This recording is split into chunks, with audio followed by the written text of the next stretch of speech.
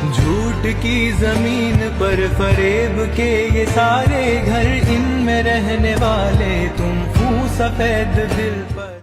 सोचिए, जब एक भाई को अपनी बहन की मौत साबित करने के लिए उसे के कब्र से कंकाल निकालकर बैंक पहुंचना पड़े, तो सिस्टम पर कितने बड़े सवाल उठते हैं।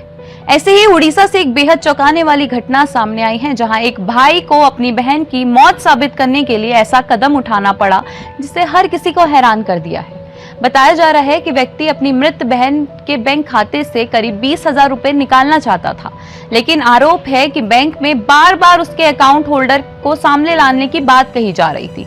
कई बार समझाने के बाद भी जब उसकी बात नहीं सुनी गई तो वो परेशान होकर उसने अपनी बहन की कब्र खोद दी और कंकाल लेकर बैंक पहुंच गया, और ये साबित करने के लिए कि उसकी बहन अब इस दुनिया में नहीं है।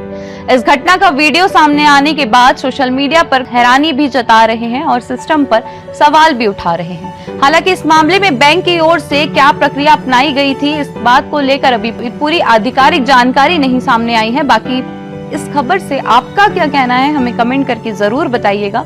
और सिस्टम पर कितने बड़े सवाल खड़े होते हैं कि किस तरीके से लोगों को परेशान और मजबूर कर दिया गया है। बाकी हमारे चैनल सिटी भास्कर को सब्सक्राइब करना ना भूलें।